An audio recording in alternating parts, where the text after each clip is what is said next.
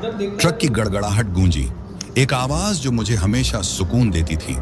ये सिर्फ एक मशीन नहीं थी, ये मेरी रोजी रोटी थी, मेरी उस दुनिया से भागने का जरिया जो बहुत शांत और ठहरी हुई लगती थी। यहाँ हाईवे पर इंजन की गूंज किसी दिल की धड़कन की तरह थी, स्थिर और अडिग। लेकिन कुछ रातें ऐसी होती थीं जब एक अनुभवी ड्राइवर होने के बावजूद इंजन की आवाज भी उस सन्नाटे को नहीं दबा पाती थी जो सड़क के किनारे से धीरे धीरे रेंगता हुआ अंदर आता था। आज की रात भी वैसी ही थी और मैं आपको वो कहानी सुनाने जा रहा हूँ। मैं आमतौर पर बंडलपुर के बारे में बात नहीं करता, न अजनबियों से न दोस्तों से। कुछ यादें ऐसी होती हैं जिन्हें दफन ही रहने देना चाहिए, लेकिन आज इस बिना सितारों वाले आसमान के नीचे मुझे यह सब कहने की जरूरत महसूस हो रही है। शायद यह गले में जलन पैदा करता हुआ भिस्की का असर है, या सामने बैठे उस युवा ट्रकर का जो बड़े गौर से मुझसे भूतिया रास्तों के किस्से सुनने की जिद कर रहा है। उसने मुझसे पूछा, क्या आप भूत प्रेत पर यकीन करते हैं? मैंने सिगरेट का लंबा कश लिया, धुआं बाहर छोड़ा और कुर्सी पर पीछे टिक गया। पहले नहीं करता था, मैंने कहा, लेकिन बंडलपुर के बाद यकीन करना पड़ा। यह बात 1987 की है, वो साल जब जिंदगी थोड़ी धीमी थी और सड़कें थोड़ी खाली। उस हफ्ते का मेरा काम सीधा था, जयपुर से राजस्थान के एक दूर दराज गांव तक कपड़ों का सामान पहुंचाना। रास्ता लंबा था, लेकिन जाना पहचाना, सूने रेगिस्तान, छिटपुट जंगल और कभी कभार कोई ऊँघता सा गांव। करीम मुझे डिपो पर इंतजार करता मिला। वो मेरा खलासी था, मुश्किल से किशोरावस्था पार की थी, सुबह के वक्त जरूरत से ज्यादा हंसने वाला और हमेशा कुछ ना कुछ करने की बेचैनी में। फिर रात की ड्राइव है भैया? उसने पूछा, बैग संभालते हुए। मैंने बस हुंकार भरी। सफर से पहले मेरी बातें कम ही होती थीं। जो सेठ हमें सामान देकर रवाना कर रहा था, उसने हाथ हिलाकर कुछ कहा, शायद मुख्य सड़क से ही जाने की हिदायत दी, लेकिन उसकी आवाज ट्रक के गड़गड़ाते इंजन में दब गई और मैंने उसे दोबारा पूछने की जहमत नहीं उठाई। पहले कुछ घंटे आराम से बीते। सूरज ढल रहा था, आसमान में नारंगी और लाल रंग बिखरे थे। करीम खिड़की से बाहर झांकते हुए किसी बॉलीवुड गाने की बेसुरी धुन गुनगुना रहा था और मैं सड़क पर नजरें जमाए हुए था। भैया, आपने कभी बंडलपुर का नाम सुना है? करीम ने अचानक पूछा। क्यों? कुछ ड्राइवर कहते हैं वो जगह श्रापित है, उसने कहा। उसके लहजे में हल्की घबराहट थी। कहते हैं वहां लोग गायब हो जाते हैं, ट्रक भी। मैं हंसा। ड्राइवर तो कहानियां बनाते ही रहते हैं, रास्ता काटने के लिए भूत प्रेत के किस्से सुना देते हैं। लेकिन उस वक्त भी मेरे मन में एक अजीब सी ठंडक घुस गई। रात होते होते हम एक सड़क किनारे ढाबे पर पहुंचे। वो जगह टिमटिमाते हुए मिट्टी के दियों से रोशन थी। वहां बासी पराठे और जली हुई तेल की गंध फैली थी, लेकिन इससे बेहतर हमें कुछ नहीं मिलने वाला था। कुछ ट्रक ड्राइवर एक जर्जर मेज के पास बैठे थे। उनके चेहरे गंभीर थे और आवाजें धीमी। मैंने और करीम ने चाय मंगाई तो उनकी बातचीत के कुछ टुकड़े सुनाई दिए। फिर दिखी वो कुएं के पास खड़ी थी। इंजन ही बंद हो गया, चालू ही नहीं हुआ। लंबा रास्ता बेहतर है। करीम ने मुझे चिंतित नजरों से देखा। उसकी चाय अनटच थी। भैया, ये लोग भी बंडलपुर की बात कर रहे हैं ना? तो क्या? मैंने कहा, हम तो सिर्फ गुजर रहे हैं, वहां रुकने की जरूरत ही क्या है? तभी उन ट्रक ड्राइवरों में से एक, गाल पर गहरे कट का निशान लिए एक बूढ़ा, हमारी तरफ देखता है। तुम बंडलपुर जा रहे हो, है ना? मैंने सिर हिलाया। वहां मत रुकना, उसने कहा। उसकी आवाज धीमी थी लेकिन सख्त। जो भी दिखे या सुने, बस ट्रक चलते रखना, समझे? मैं इसे हंसी में उड़ा सकता था, लेकिन उसकी आंखों की गंभीरता ने मुझे चुप करा दिया। बंडलपुर तक का रास्ता उम्मीद से ज्यादा अंधेरा था। ट्रक की हेडलाइट्स मुश्किल से कालेपन को चीर रही थीं और दोनों तरफ के पेड़ जैसे और पास खिसकते जा रहे थे। उनकी टेढ़ी मेढ़ी शाखाएं कंकाल जैसे हाथों की तरह लग रही थीं। करीम मेरे बगल में चुपचाप बैठा था। उसकी सामान्य बकबक गायब थी। हम गांव से कुछ मील ही दूर थे जब वो हुआ। पहले मैंने सोचा कि कोई जानवर सड़क पार कर गया। हेडलाइट्स की रेंज से बस परछाई सी गुजरी, लेकिन फिर वो दोबारा हुआ और इस बार पहले से करीब। भैया, आपने देखा? करीम ने कांपती आवाज में फुसफुसाया। शायद कोई लोमड़ी होगी, मैंने कहा, लेकिन मेरे हाथ स्टीयरिंग पर और कस गए थे। अचानक ट्रक जोर से झटका खाकर रुका, जैसे हमने किसी चीज को टक्कर मार दी हो। लेकिन सामने सड़क बिल्कुल साफ थी। मैंने ट्रक धीमा किया और रियर व्यू मिरर में झांका। हमारे पीछे कुछ भी नहीं था, बस घना अंधकार फैला हुआ था। चलिए आगे बढ़िए, करीम ने कांपती हुई आवाज में कहा। मैंने ट्रक फिर से चलाना शुरू किया। आधी रात के करीब हम बंडलपुर पहुंचे। गांव मेरी उम्मीद से भी छोटा था। कुछ जर्जर घर, एक जंग लगा हुआ पानी का पंप और घास फूस में आधा डूबा हुआ एक मंदिर। जैसे ही हमने गांव के भीतर ट्रक चलाया, इंजन की गड़गड़ाहट समान हो गई। वो लगातार चलती धड़कन जैसे आवाज अब टूटने लगी थी, जैसे कोई मरणासन्न दिल आखिरी कोशिश कर रहा हो। रुकिए, करीम ने अचानक कहा। मैंने उसकी ओर देखा। क्यों? सामने कोई खड़ा है। उसने सड़क की तरफ इशारा किया। मैंने उसकी नजर का पीछा किया और देखा एक आकृति सड़क किनारे खड़ी थी, हमारी हेडलाइट्स की रोशनी के ठीक किनारे पर। वह एक औरत थी, सफेद साड़ी पहने हुए, जो हवा में फड़फड़ा रही थी। उसके लंबे काले बालों ने उसका चेहरा छुपा रखा था। मेरी रीढ़ के नीचे एक सर्द लहर दौड़ गई। मत रुको, मैंने सख्त आवाज में कहा, जबकि अंदर से मैं खुद डरा हुआ था। करीम ने थोड़ा झिझकते हुए सिर हिलाया। जैसे ही हम उस औरत के पास से गुजरे, उसने कोई हरकत नहीं की। उसने पलटकर देखा भी नहीं, लेकिन मुझे ऐसा लगा जैसे उसकी आंखें मुझ पर खड़ी हों। जब तक वह औरत रियरव्यू मिरर में अंधेरे में गायब नहीं हो गई, मुझे पता भी नहीं चला कि मैं अपनी सांस रोके हुए था। मेरे हाथ स्टीयरिंग पर सफेद पड़ गए थे और बगल में करीम बिना कुछ बोले सड़क पर टकटकी लगाए बैठा था, मानो ट्रक को अपनी नजरों से आगे बढ़ा रहा हूं। हमने अभी गांव का बाहरी हिस्सा पार ही किया था कि ट्रक ने जोर से झटका खाया। इंजन स्पटरिंग करने लगा, जैसे कोई बूढ़ा आदमी आखिरी सांसें ले रहा हो। फिर वो पूरी तरह बंद हो गया। हेडलाइट्स भी झपक कर बुझ गईं और चारों तरफ घना अंधेरा छा गया। कुछ पलों के लिए सिर्फ ट्रक के धीरे धीरे ठंडे पड़ने की आवाज सुनाई दी। मैंने चाबी घुमाई, लेकिन इंजन चालू ही नहीं हुआ। भैया, ये क्या हो रहा है? करीम ने फुसफुसाते हुए पूछा। शायद कोई डीली वायरिंग होगी, मैंने कहा, हालांकि खुद को भी अपनी बात पर यकीन नहीं था। सीट के नीचे से टॉर्च निकाली और दरवाजा खोलकर नीचे उतरा। बाहर की हवा अजीब तरह से ठंडी थी, अस्वाभाविक रूप से। उसमें लोहे जैसी हल्की खट्टी गंध थी। मैंने टॉर्च की रोशनी में ट्रक के इंजन का मुआयना करना शुरू किया। करीम ट्रक के अंदर ही बैठा रहा। उसका चेहरा सफेद पड़ चुका था। इंजन में कोई समस्या नहीं दिखी, वायरिंग सही थी, कोई लीक नहीं था। लेकिन जैसे ही मैं झुककर इंजन को और करीब से देखने लगा, मुझे महसूस हुआ कुछ था, जैसे कोई अदृश्य भार मुझे दबा रहा हो। ऐसा लगा कि किसी छाया से घूरती अनदेखी आंखें मुझ पर जमी हुई थीं। भैया, करीम की आवाज घबराहट से भरी हुई थी। जल्दी कीजिए। मैंने सीधा खड़े होकर चारों ओर टॉर्च घुमाई, लेकिन कुछ नहीं था। बस खाली सड़क जो अंधेरे में दूर तक फैली हुई थी और पीछे गांव का धुंधला सा सिलहट। फिर भी वो अजीब एहसास मेरी हड्डियों तक सरक गया, जैसे कोई खुजली जिसे मैं मिटा नहीं सकता था। मैं वापस ट्रक में चढ़ा और फिर से चाबी घुमाई। इंजन ने पहली कोशिश में ही दहाड़ मारी। चलते हैं, करीम ने लंबी सांस छोड़ते हुए कहा। इस बार मुझे किसी को बोलने की जरूरत नहीं पड़ी। हम ज्यादा दूर नहीं गए थे कि एक पेट्रोल पंप दिखाई दिया। उसका बोर्ड जंग से सना हुआ था और मुश्किल से पढ़ा जा सकता था, लेकिन प्रवेश द्वार पर लटकती हुई लालटेन की झपकती रोशनी ने हमारा ध्यान खींचा। मैं देखता हूं, अगर पेट्रोल मिल जाए, मैंने कहा। हालांकि उस जगह ने मेरे अंदर हल्की घबराहट भर दी थी। करीम ने कुछ नहीं कहा। वो ट्रक के अंदर बैठा रहा, सीट को कसकर पकड़े हुए। पेट्रोल पंप एक खंडहर जैसा लग रहा था। टूटी हुई खिड़कियां, कंक्रीट के दरारों से उगती झाड़ियां और हवा में सड़न की हल्की गंध। अचानक वहां एक बूढ़ा आदमी प्रकट हुआ, हुई कमर, फटे पुराने कपड़ों में लिपटा। उसकी आंखें सफेद थीं, जैसे उसने देखना कब का छोड़ दिया हो, लेकिन उसकी हरकतों में अजीब तरह की जागरूकता थी। यहां कुछ नहीं मिलेगा, उसने कहा मेरे पूछने से पहले ही।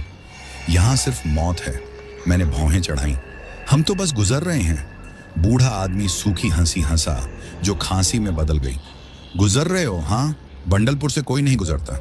ये रास्ता हमेशा तुम्हें वापस लाता है। उसकी बातों ने मेरी रीढ़ में ठंडक दौड़ा दी, लेकिन मैं कुछ नहीं बोला। उसने अपनी हड्डियों जैसे हाथ से एक पुरानी फटी हुई नोटबुक निकाली। ये लो, उसने कहा, उसे मेरी तरफ बढ़ाते हुए। क्या है ये? मैंने पूछा। सच, उसने कहा, और एक चेतावनी। उसने मुझे जवाब देने का मौका नहीं दिया, बस नोटबुक मेरे हाथ में थमा दी और उसी अंधेरे में गायब हो गया, जैसे वो कभी वहां था ही नहीं। ट्रक में वापस लौटकर मैंने वो नोटबुक करीम को पकड़ा दी और इंजन चालू करके वहां से निकल पड़ा।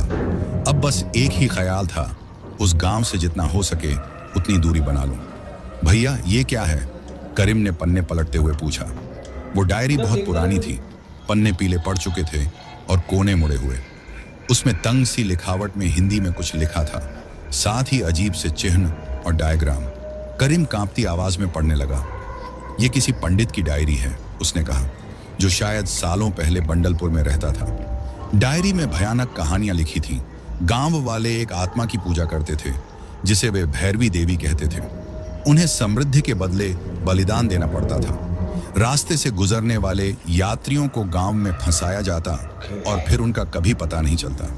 लेकिन एक रात एक लड़की जिसे बलिदान किया जाना था, उसने मरते वक्त गांव को श्राप दे दिया। उस श्राप के बाद देवी ने गांव वालों को ही अपना शिकार बना लिया। एक एक कर सब गायब हो गए और बंडलपुर हमेशा के लिए एक अभिशप्त जगह बन गया।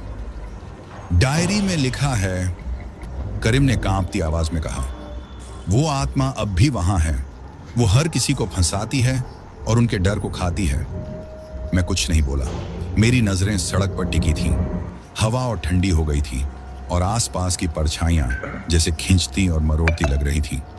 हमें लंबा रास्ता लेना चाहिए था, करीम बड़बड़ाया। उसकी आवाज में पछतावा साफ झलक रहा था। सड़क आगे तक अंधेरे का एक अंतहीन रिबन लग रही थी।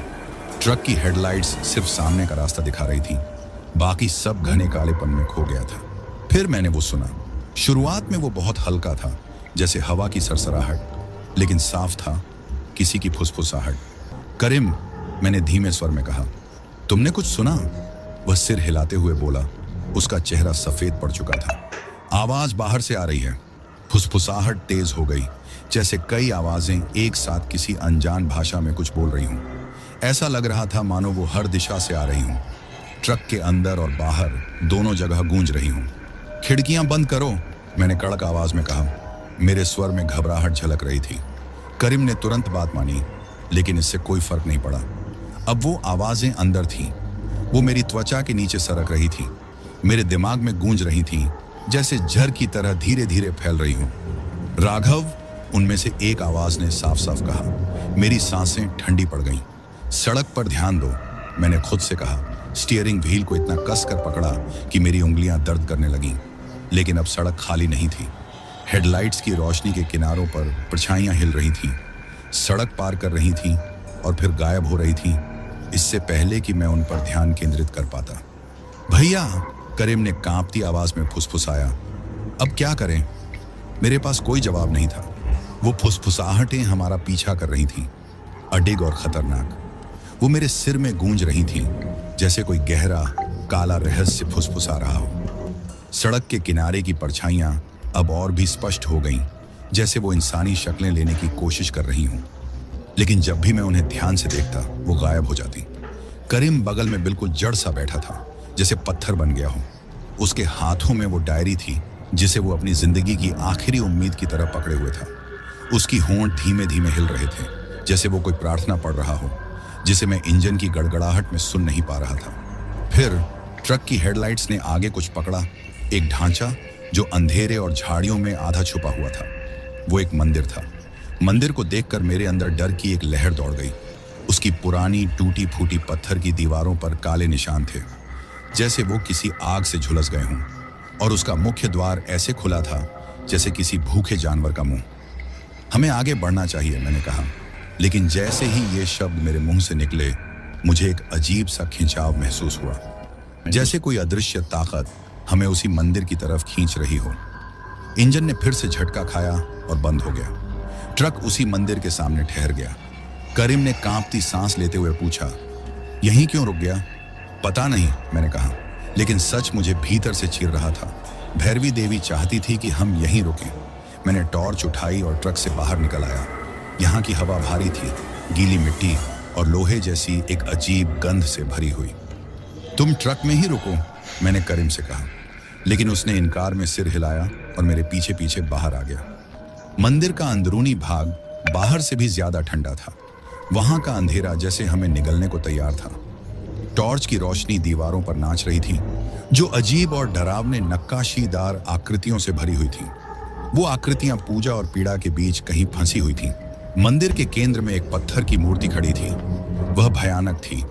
आधा इंसान आधा जानवर। उसकी कई भुजाएं थीं और चेहरा दुष्टता से मुस्कुरा रहा था। टॉर्च की रोशनी में उसकी आंखें अजीब ढंग से चमक रही थीं, जैसे वो जीवित हो। करीम ने मेरे हाथ को कसकर पकड़ लिया। यही है, यहीं उनकी पूजा होती थी। मैंने सिर हिलाया, लेकिन मेरी नजरें मूर्ति से हट नहीं रही थीं। उसमें कुछ गलत था। जितना मैं उसे देखता, उतना ही वो बदलती हुई लग रही थी। उसकी मुस्कान और चौड़ी हो रही थी, उसकी आंखें और संकरी। भैया, हमें यहां से जाना चाहिए। करीम की आवाज कांप रही थी, लेकिन मेरे कदम जमे हुए थे, जैसे वो मूर्ति हमें अपने शिकंजे में कस रही हो। एक हल्की आवाज मेरे कानों तक पहुंची, नरम सिसकियों की, जो मंदिर के अंदर गहराई से आ रही थी। तुमने सुना? मैंने पूछा। करीम ने सिर हिलाया, उसका चेहरा सफेद पड़ चुका था। आवाज पीछे से आ रही है। अपने बेहतर निर्णय के खिलाफ मैं उस आवाज के पीछे पीछे चल पड़ा। टॉर्च की रोशनी दीवारों पर लंबी परछाइयां बना रही थी। सिसकियां तेज हो रही थीं और उनमें हताशा घुली हुई थी। मैं तेजी से आगे बढ़ा, जैसे कोई अदृश्य ताकत मुझे खींच रही हो। हम एक आंगन में पहुंचे, जो झाड़ियों और टूटे पत्थरों से घिरा हुआ था। उसके बीच में एक कुआं था, जिसकी किनारी दरकी हुई और काई से ढकी हुई थी। सिसकियां अब यहीं से आ रही थीं, गूंजती हुई कुएं की गहराई से। करीम ने एक कदम पीछे लिया।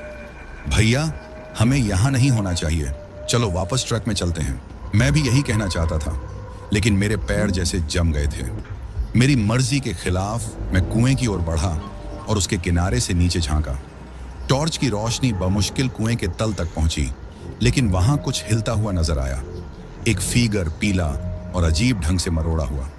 उसका चेहरा लंबे और उलझे हुए बालों की ओट में छिपा हुआ था। मुझे बचाओ, उसने फुसफुसाया। उसकी आवाज अस्वाभाविक रूप से गूंज रही थी, जैसे किसी दूसरी दुनिया से आ रही हो। मैं घबरा कर पीछे हट गया, लगभग अपना संतुलन खो बैठा। वह आकृति चढ़ने लगी। उसके हरकतें झटकेदार और अजीब थीं। उसकी उंगलियां कुएं की दीवारों में गहराई तक धंस रही थीं। भागो! मैंने करीम का हाथ पकड़कर चिल्लाया और उसे खींचते हुए वापस मंदिर की ओर दौड़ा। फुसफुसाहटें फिर लौट आईं, अब और भी तेज। उनकी आवाजें उस आकृति की दीवानगी भरी चढ़ाई के साथ मिल गईं। हमारे चारों ओर परछाइयां घूमने लगीं, जैसे कोई शिकारी अपने शिकार को घेरे हों। हम किसी तरह ट्रक तक पहुंचे, दरवाजे बंद किए और हाँफते हुए अंदर बैठे। मेरी उंगलियां कांप रही थीं और मैं चाबी के साथ जूझ रहा था। भगवान से प्रार्थना कर रहा था कि इंजन चालू हो जाए। करीम की हालत और खराब थी। वह अपनी डायरी को ऐसे पकड़े हुए था जैसे वह उसकी आखिरी उम्मीद हो। उसके होंठ बुदबुदा रहे थे और उसकी आवाज इतनी धीमी थी कि सुनाई नहीं दे रही थी। वह आ रही है, उसने कांपती आवाज में कहा। वह हमें ले जाएगी, जैसे बाकी लोगों को ले गई। चुप रहो, मैंने झुंझलाते हुए कहा और चाबी घुमाई। इंजन गुर्राया, लेकिन चालू नहीं हुआ। एक जोर की थाप ने ट्रक को हिला दिया। हम दोनों सहम गए। धीरे धीरे मैंने ड्राइवर की तरफ की खिड़की से बाहर देखा। वह औरत सफेद साड़ी में लिपटी हुई वहीं खड़ी थी। उसका चेहरा खिड़की से सटा हुआ था। उसके बाल गंदगी से लथपथ थे और उसकी आंखें खाली गड्ढों की तरह थीं, काली और अंतहीन। वह मुस्कुराई। इंजन अचानक गुर्राने लगा और मैंने एक्सीलरेटर पर जोर दिया। ट्रक झटके से आगे बढ़ा। वह औरत अचानक गायब हो गई, लेकिन उसकी हंसी मेरे कानों में गूंजती रही, जैसे वह हमारे पीछे पीछे चल रही हो। मैं बिना रुके ट्रक चलाता रहा, जितनी तेजी से संभव था। मैं सिर्फ उस गांव से जितना दूर हो सके जाना चाहता था, लेकिन चाहे जितना भी आगे बढ़ूं, ऐसा लग रहा था कि वह गांव हमारा पीछा कर रहा है। सड़क फिर से घूमकर हमें उसी जगह ले आई। वही टूटे फूटे घर, वही जंग खाया हुआ पानी का पंप और वही मंदिर का खौफनाक खुला दरवाजा। करीम अब रो रहा था। वह अपनी सीट पर झूल रहा था, बड़बड़ाते हुए। हम फंस गए हैं, उसने कहा। वह हमें जाने नहीं देगी। मैंने कुछ नहीं कहा। मेरी नजरें सड़क पर टिकी थीं। फुसफुसाहटें अब इतनी तेज थीं कि वे ट्रक के अंदर गूंज रही थीं, हर कोने से। फिर ट्रक अचानक रुक गया। हेडलाइट्स झपकी और बुझ गईं। एक बार फिर हम घने अंधेरे में डूब गए। हम यहाँ नहीं रुक सकते, मैंने टॉर्च उठाते हुए कहा। हमें यहाँ से निकलने का कोई और रास्ता खोजना होगा। करीम ने कोई हरकत नहीं की।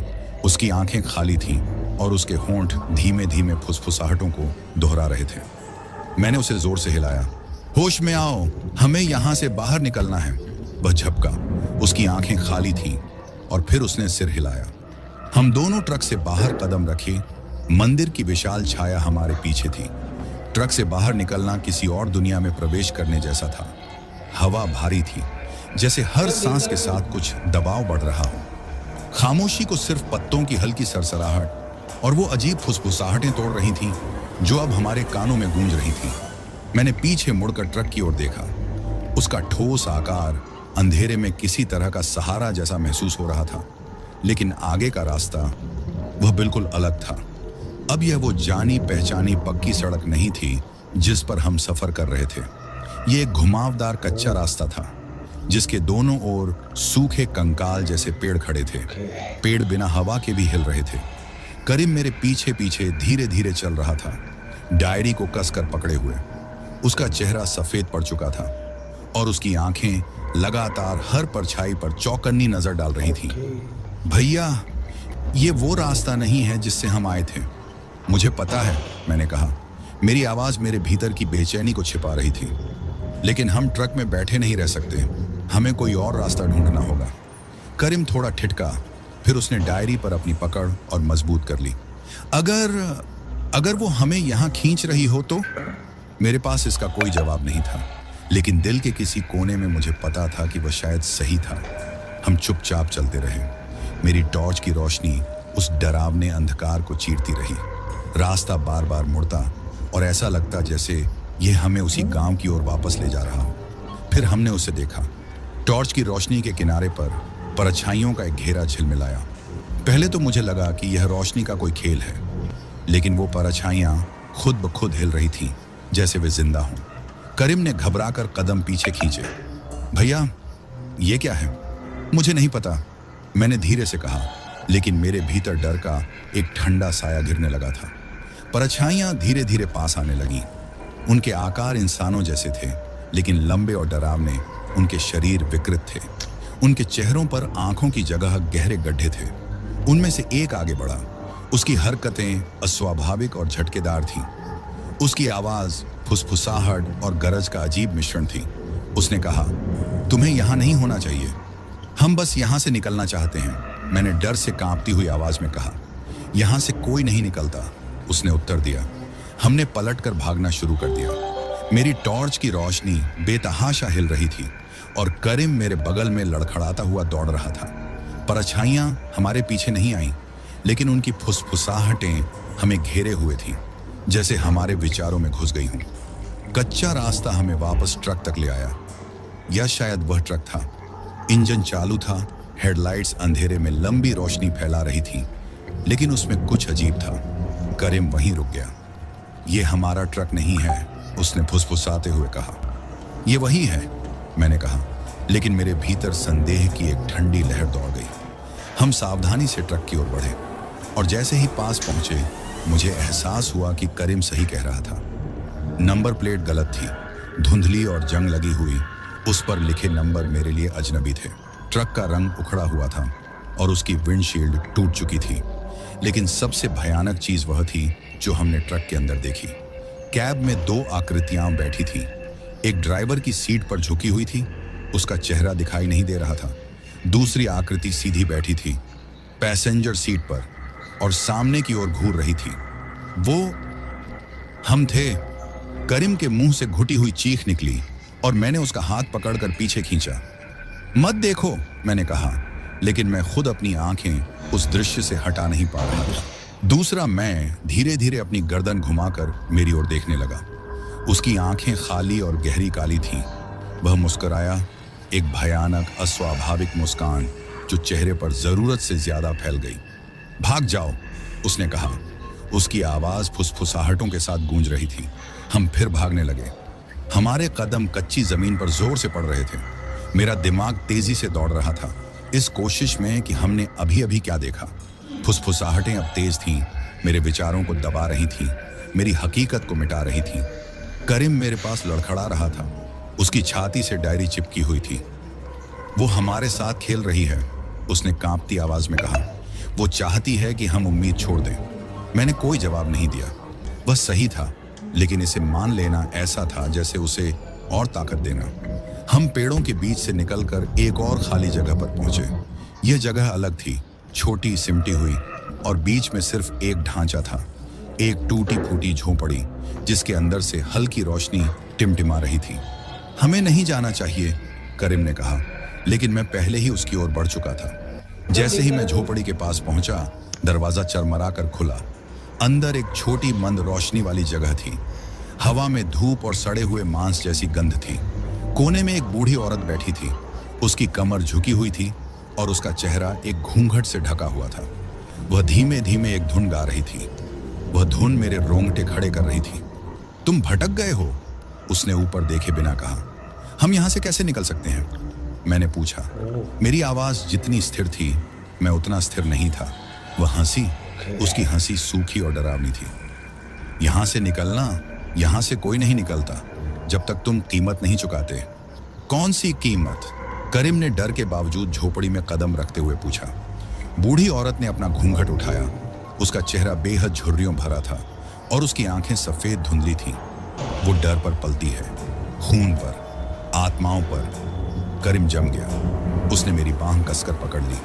हम उसे कुछ नहीं देंगे। बूढ़ी औरत करीब आई। उसकी आवाज फुसफुसाहट में बदल गई। तो तुम यहीं रहोगे हमेशा के लिए? उसने मुझे कुछ पकड़ा दिया, एक छोटा टेढ़ा मेढ़ा चाकू। उसकी धार जंग लगी हुई थी और उसका हैंडल इंसानी बालों से लिपटा हुआ लग रहा था। उसे बलि चाहिए, उसने कहा। एक जीवन के बदले एक जीवन। मैंने चाकू को देखा और मेरा पेट मरोड़ खाने लगा। मैं किसी की जान नहीं लूंगा। उसने कोई प्रतिक्रिया नहीं दी। तो तुम दोनों मारे जाओगे या उससे भी बुरा? करीम पीछे हट गया, अपना सिर हिलाते हुए। यह पागलपन है, हमें कोई और रास्ता मिलेगा। क्या वाकई? बूढ़ी औरत ने कहा। उसकी आवाज में तंज था। फुसफुसाहटें और तेज हो गईं। झोपड़ी की दीवारें जैसे करीब आ रही थीं। मुझे अब उसकी मौजूदगी महसूस हो रही थी। भैरवी देवी, वह देख रही थी, इंतजार कर रही थी, हमारे डर से अपनी भूख मिटा रही थी। मैंने चाकू को कसकर पकड़ा। मेरे मन में विचार दौड़ रहे थे। क्या मैं ऐसा कर सकता था? अपनी जान बचाने के लिए किसी की जान ले सकता था? मैंने आखिरकार चाकू फेंक दिया। उसकी आवाज कमरे में गूंज उठी। नहीं, मैंने कहा, हम कोई और रास्ता ढूंढेंगे। बूढ़ी औरत की मुस्कान ठंडी और क्रूर हो गई। मूर्ख लड़के, तुम सोचते हो कि बिना कीमत चुकाए उसकी पकड़ से बच सकते हो? ऐसा कोई नहीं करता। हमने बिना कुछ और कहे झोपड़ी छोड़ दी। बाहर का जंगल पहले से भी ज्यादा अंधकारमय था। पेड़ मुड़कर हमारी तरफ झुकते हुए लग रहे थे। फुसफुसाहटें अब भयानक चीखों में बदल चुकी थीं। करीम मेरे पास चल रहा था। उसकी सांसें तेज थीं। भैया, लगता है हम यहां से कभी नहीं निकल पाएंगे। ऐसा मत कहो, मैंने झिड़कते हुए कहा। हमें बस चलते रहना होगा। लेकिन रास्ता कहीं नहीं जाता था। हर मोड़ हमें वापस वहीं ले आता। वही क्लियरिंग, वही मुड़े हुए पेड़ और आखिरकार वही मंदिर। मंदिर हमारे सामने खड़ा था। उसकी काली दीवारें चांदनी में हल्की चमक रही थीं। वह जीवित लग रहा था, एक अंधेरे ऊर्जा के साथ जो मेरी त्वचा को झकझोर रही थी। वो हमारे साथ खेल रही है, करीम ने कहा, अपनी डायरी को कसकर पकड़े हुए। वो हमें यहीं फंसा रही है। तभी करीम ने अचानक एक तेज चीख निकाली। उसकी आंखें उलट गईं और वह जमीन पर गिर पड़ा। डायरी उसके हाथों से छूटकर गिर गई। करीम! मैंने चिल्लाते हुए उसे संभाला। उसका शरीर कांप रहा था। उसके होंठ कुछ बुदबुदा रहे थे। फुसफुसाहटें अब जीत के स्वर में बदल गई थीं। वो अंदर आ चुकी है, उसने कहा। उसकी आवाज में एक गहराई थी, जैसे कोई और उसके भीतर से बोल रहा हो। नहीं, मैंने उसे झकझोरते हुए कहा, तुम उससे ज्यादा मजबूत हो, लड़ो। करीम की आंखें झपक कर खुली और वे अब उसकी नहीं थीं। वे काली अनंत गहराइयां थीं जो रोशनी को निगलती हुई लग रही थी। वो यहाँ है, उसने कहा। उसकी आवाज में एक गहरी अमानवीय गूंज थी। और उसे भूख लगी है। मैं लड़खड़ाकर पीछे हटा। मेरा दिमाग दौड़ रहा था। यह करीम नहीं था, अब ये वही थी। करीम, या जो कुछ भी उसके शरीर में आ चुका था, झटकेदार और अस्वाभाविक हरकतों से उठ खड़ा हुआ। उसने मेरी तरफ रुख किया और उसकी होंठों पर एक विकृत मुस्कान फैल गई। तुमने सोचा कि तुम मुझे चुनौती दे सकते हो, उसने कहा। उसकी आवाज में एक भयानक प्रतिध्वनि थी। तुमने सोचा कि कीमत चुकाए बिना यहां से जा सकोगे? मैं तुम्हें उसे नहीं लेने दूंगा, मैंने चिल्लाते हुए कहा और पीछे हटने लगा। वह हंसी, एक ऐसी हंसी जिसने मेरी रीढ़ में सिहरन पैदा कर दी। तुम्हारे पास कोई विकल्प नहीं है, अब वो मेरा है और जल्द ही तुम भी हो जाओगे। मैं भागा। मेरा टॉर्च अंधेरे में इधर उधर झूल रहा था। वह मेरे पीछे आ रही थी। उसकी चाल अस्वाभाविक रूप से तेज और वह मुंह तक पहुंचने ही वाली थी। मैं एक जड़ से ठोकर खाकर गिर पड़ा। मेरी टॉर्च जमीन पर लुढ़क गई। उसकी रोशनी अंधेरे को चीरती हुई। मैं जैसे तैसे खड़ा हुआ, लेकिन देर हो चुकी थी। वह मेरे ऊपर खड़ी थी। उसकी काली आंखें चमक रही थीं। उसने अपना हाथ उठाया और मैंने महसूस किया जैसे कोई अदृश्य शक्ति मुझे जमीन से चिपका रही हो। तुम मुझसे भाग नहीं सकते, उसने कहा। उसका चेहरा मेरे करीब आ गया। तुम कभी नहीं भाग सकते थे। मुझे लगा कि सब खत्म हो गया है, लेकिन तभी करीम की छूटी हुई डायरी से एक हल्की सी चमक निकली। उसके पन्ने खुद ब खुद पलटने लगे और एक अजीब सुनहरी रोशनी बाहर निकली, जिसने उस भयानक अंधकार को चीर दिया। वह चीख कर पीछे हटी। उसकी आवाज़ सांप की फुफकार जैसी थी। मैंने मौका पकड़ा और डायरी की ओर रेंगता हुआ बढ़ा। उसके चमकते पन्नों पर एक भाषा में शब्द लिखे थे जो मुझे समझ नहीं आ रही थी, लेकिन उन्हें पढ़ने की एक अजीब सी मजबूरी महसूस हुई। जैसे ही मैंने वो शब्द पढ़ने शुरू किए, चारों ओर की हवा बदल गई। फुसफुसाहटें चीखों में बदल गईं। वह अदृश्य बोझ थोड़ा हल्का हुआ। वह चीज जो करीम के शरीर में थी पीछे हटने लगी। उसकी आकृति कांपने लगी जैसे कोई खराब प्रोजेक्टर हो। नहीं, वह चिल्लाई। उसकी आवाज गुस्से और हताशा से भरी हुई थी। तुम नहीं जानते कि तुम क्या कर रहे हो। लेकिन मैं रुका नहीं। मैं उन शब्दों को पढ़ता रहा जैसे वे मेरी आत्मा पर लिखे हों। सुनहरी रोशनी तेज होती गई और सब कुछ उसमें समा गया। आखिरी चीज जो मैंने देखी वह थी उस भयानक चेहरे का गुस्सा और उसकी काली आंखों में जलती नफरत। फिर सब सफेद हो गया। जब रोशनी गायब हुई, मैं खुद को जंगल की जमीन पर पड़ा हुआ पाया। मेरा शरीर थकावट से कांप रहा था। चारों ओर की भयानक हवा गायब हो चुकी थी। अब एक अजीब सी शांति थी। मैंने अपने चारों ओर देखा। करीम मुझसे कुछ ही दूरी पर पड़ा था। उसका शरीर बेजान लग रहा था। मेरे अंदर डर की एक लहर दौड़ गई। क्या वो गया? क्या उस चीज ने उसे हमेशा के लिए ले लिया? करीम! मैं घुटनों के बल उसके पास पहुंचा। उसे हल्के से हिलाया। उसका चेहरा सफेद था, लेकिन उसकी छाती हल्की हल्की ऊपर नीचे हो रही थी। उसकी आंखें धीरे धीरे खुली और उसने मुझे भ्रमित नजरों से देखा। भैया, क्या हुआ? मुझे जैसे राहत की बाढ़ ने घेर लिया। तुम वापस आ गए, मैंने भारी आवाज में कहा। वो तुम्हारे अंदर थी, लेकिन शायद मैंने उसे भगा दिया। वो धीरे धीरे बैठा। ऐसा लगा जैसे उसके शरीर का हर हिस्सा दर्द में हो। मुझे याद है, थोड़ा थोड़ा। वो बहुत गुस्से में थी। वो मुझे तोड़ना चाहती थी, तुम्हें तकलीफ देने के लिए। मैंने उसे सहारा देकर खड़ा किया। मेरा दिमाग तेजी से चल रहा था। डायरी ने हमें बचा लिया था, लेकिन मुझे नहीं पता था कैसे या क्यों। मैंने डायरी उठाई। उसके पन्ने अब खाली थे। जो भी शक्ति उसमें थी वह अब गायब लग रही थी। क्या यह खत्म हो गया? करीम ने कांपती आवाज में पूछा। मैं उसे हाँ कहकर तसल्ली देना चाहता था, लेकिन अंदर से मुझे सच्चाई का पता था। जंगल अब भी देख रहा था। उसकी परछाइयां अब भी अस्वाभाविक रूप से हिल रही थीं। फुसफुसाहटें भले ही धीमी पड़ गई थीं, लेकिन पूरी तरह से खामोश नहीं हुई थीं। नहीं, मैंने कहा, उसका हाथ कसकर पकड़ते हुए। हमें चलते रहना होगा। अभी हम इससे बाहर नहीं निकले। हम फिर उस कच्चे रास्ते पर चल पड़े। डायरी मेरी बाजू में दबाई हुई थी। जंगल अब शांत था, लेकिन उसमें अब भी वही भयावहता थी। मैं समझ नहीं पा रहा, करीम ने कांपती आवाज में कहा। हमारे साथ ऐसा क्यों? मेरे पास कोई जवाब नहीं था, लेकिन चलते चलते डायरी में लिखी कुछ बातें मेरे दिमाग में घूमने लगी। भैरवी देवी इस जगह से बंधी हुई थी। वह उन लोगों के डर और दर्द से अपनी शक्ति प्राप्त करती थी जो गलती से उसके क्षेत्र में आ जाते थे। एक समय पर वह देवी के रूप में पूजी जाती थी, लेकिन अपनी मृत्यु के बाद वह कुछ और ही बन चुकी थी, कुछ बहुत ही खतरनाक। वो यहाँ फंसी हुई है, मैंने आखिरकार कहा, लेकिन अपनी ताकत बनाए रखने के लिए उसे बलि चाहिए, इसलिए वो लोगों को यहाँ से जाने नहीं देती। करीम सिहर उठा।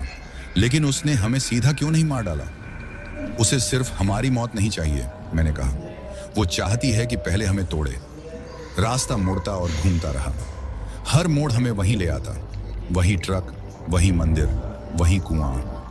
यह एक अंतहीन दुस्वप्न जैसा था, जिसमें भागने का कोई रास्ता नहीं था। जब हम एक और मोड़ पर पहुंचे तो खुद को फिर से मंदिर के सामने पाया। उसकी काली दीवारें हमारे ऊपर मंडरा रही थीं। उसे एक अजीब ऊर्जा निकल रही थी जो हमारी आत्माओं को हिलाने वाली थी। मैं अंदर नहीं जाऊंगा, करीम ने कांपती आवाज में कहा। हमारे पास कोई और रास्ता नहीं है, मैंने जवाब दिया। यहीं से सब शुरू हुआ था, शायद यही इसका अंत करने का तरीका है। वह झिनका, लेकिन मेरे पीछे पीछे मंदिर के अंदर आ गया। हवा पहले से ज्यादा ठंडी थी और दीवारों पर उकेरी गई मूर्तियां हल्की रोशनी में हिलती सी प्रतीत हो रही थी। मंदिर के बीचों बीच वह मूर्ति खड़ी थी।